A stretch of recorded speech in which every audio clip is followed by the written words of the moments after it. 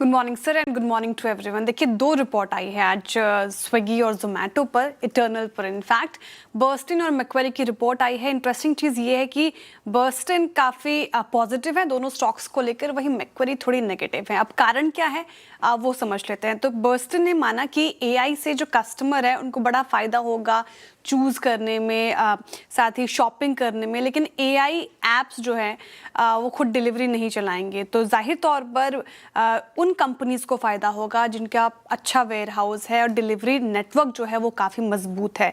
तो उनका मानना है कि भारतीय प्लेटफॉर्म जो है वो लगातार एआई पर फोकस कर रहे हैं, काम कर रहे हैं, कंज्यूमर फेसिंग, चाहे ऑपरेशंस के मोर्चे पर बात हो। इसलिए उनका मानना है कि इटर्नल साथ ही स्विगी, क्योंकि इनकी डिलीवरी पार्टनर्स के साथ जो नेटवर्किंग है वो काफ़ी स्ट्रांग है, तो ये आगे चलकर आउट परफॉर्म करेगी। तो आउट परफॉर्म की रेटिंग इटर्नल और स्विगी दोनों पर आ गई है और टारगेट प्राइस भी अच्छा खासा बढ़ाया है। 370 का टारगेट प्राइस रखा है इटर्नल पर और स्विगी पर रखा है 500 रुपये प्रति शेयर का टारगेट प्राइस। तो यहाँ पर अच्छा अपसाइड नजर आ रहे हैं बर्स्टिन को। लेकिन वही मैक्वेरी फूड डिलीवरी बिजनेस को लेकर मोस्ट इम्पॉर्टेंटली इन्होंने ये रिपोर्ट निकाली है और उस लिहाज से वो अगर आप देखें तो थोड़े नेगेटिव साउंड कर रहे हैं। टर्नल और स्विगी दोनों पर उन्होंने रख दिया है अंडर परफॉर्म की रेटिंग। और उनका मानना है कि जिस तरीके से वैल्यूएशन बाजार मान के चल रहा है उतना है नहीं। तो 30 से 35% जब तक और यहाँ से करेक्ट ना हो जाए तब तक वैल्यूएशन कंफर्ट नहीं आएगा। अब ऐसा क्यों?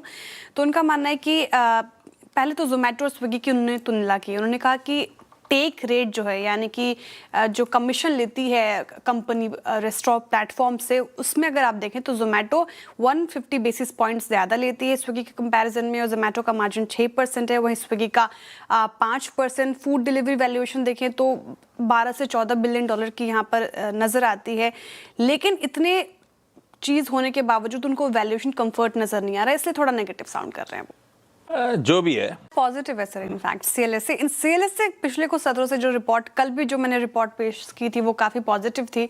अब टीसीएस पे जो रिपोर्ट आई है उसको लेकर भी काफ़ी पॉजिटिव साउंड कर रहे हैं सीएलएसए, और आउट परफॉर्मर की कॉल दे दी गई है। टारगेट प्राइस देखिए 3,593 रुपये प्रति शेयर का, यानी कि 29% का अपसाइड नजर आ रहा है टीसीएस पर। अब ऐसा क्यों? एआई का शोर जो है वो अलग है, ऐसा सीएलएसए मान के चल रहे हैं। सैस इम्प्लीमेंटेशन अभी भी एक बड़ा ड्राइवर साबित होगा। सैस यानी कि सॉफ्टवेयर एज ए सर्विस। अब सिस्टम लेवल सॉल्यूशंस की भूमिका जारी रहेगी, इस पे कोई मार नहीं पड़ेगी, और सैस अडॉप्शन से स्टडी डील पाइपलाइन होगी। इसके अलावा टीसीएस ने जो सर्विस नाउ फैक्टर के साथ पार्टनरशिप की है वो काफ़ी पॉजिटिव होगी कंपनी के लिए, क्योंकि सर्विस नाउ फाइनेंशियल ईयर 25 में अगर आप देखें तो 20.5% का साल दर साल कांस्टेंट करेंसी ग्रोथ दिखाया है, जो कि अच्छी चीज़ है। और टीसीएस के साथ जो पार्टनरशिप है वो अच्छी होगी, एआई अडॉप्शन में तेज़ करने में मदद करेगी। साथ ही पीयर से कंपेयर किया सीएलएसए तो टेक महिंद्रा भी अगर आप देखें सर्विस नाउ कैपेबिलिटीज में सबसे ज़्यादा मजबूत बना हुआ है, तो ये भी कुछ चीज़ है। स्ट्रॉन्ग कंपटीशन है तो और अच्छा परफॉर्म करेगी कंपनी। साथ ही रिटर्न्स के मामले में उन्होंने कहा कि Q4 में 35 रुपये प्रति शेयर डिविडेंड का भी अनुमान है, और हालिया बजट बदलाव के बाद अगले कुछ क्वार्टर्स में बाई बैक भी अनाउंस कर सकती है टीसीएस। तो उनको अच्छा लग रहा है, इन लेवल्स पर देख सकते हैं। ओके, चलिए अब आगे बढ़ते हैं। एक तो खबर बताई आशीष ने, दूसरी एक और नेगेटिव खबर है। तो सिटी ने इसलिए सेल की कॉल दे दी है और टारगेट प्राइस भी 1070 का रख दिया है नीचे का टारगेट प्राइस। तो खबर क्या है? तो सिटी को लगता है कि नोवो नॉर्डिस्क की जो आक्रामक प्राइस कट है वो डॉक्टर रेड्डीज की जेनरिक सेमाग्लूटाइड वाली कहानी को कमज़ोर कर सकती है। अच्छा, नोवो नॉर्डिस्क डेनमार्क की कंपनी है, बड़ी फार्मा कंपनी है, और ये ओबेसिटी साथ ही डायबिटीज़ वाली दवाओं के लिए जानी जाती है। तो इस कंपनी ने क्या किया है? तो नोवो नॉर्डिस्क ने अमेरिका में ओजेम्पिक की कीमत 35% घटाई है और विगोवी की कीमत 50% घटाई है।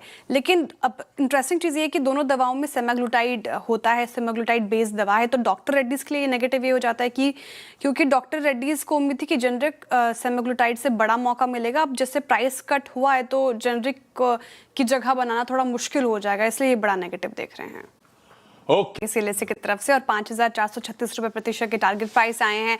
हाल में जो खबर आई थी हाल के लिए काफ़ी नेगेटिव थी, तो स्टॉक की पिटाई हुई है, लेकिन सीएलएसए कह रहे हैं कि लंबी अवधि के लिए अच्छा लग रहा है। अच्छा, 3-4 अपडेट। तो एक तो एएमसी अपडेट, एएमसी यानी कि advance medium combat aircraft programme, इसमें हेल सिर्फ 1.0 फेज से बाहर है, लेकिन मास प्रोडक्शन के लिए अभी भी बिडिंग के मौके बने हुए हैं, ऐसा सीएलएसए का मानना है। ऑर्डर बुक्स काफ़ी मजबूत नजर आ रही है। फाइनेंशियल ईयर 25 में बैकलॉग 88% साल बढ़ा है और 27 तक $28 बिलियन तक पहुंच चुकी उम्मीद है। तो 14 साल की रेवेन्यू विजिबिलिटी तो साफ नजर आ रही है।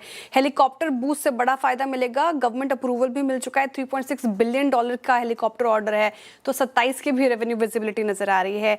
की ट्रिगर्स होंगे Mark 1 fighter jet delivery Q2 से जो कि शुरू हो जाएगा। जनरल इलेक्ट्रिक इंजन सप्लाईज पर क्लैरिफिकेशन आ चुकी है और GE414 और मेक इन इंडिया डील पर प्रोग्रेस जो है वो एक बड़ा ट्रिगर हो सकता है। तो अच्छा लग रहा है फंडामेंटली, तो यह रख सकता है रडार पर। ऑलराइट, चलिए।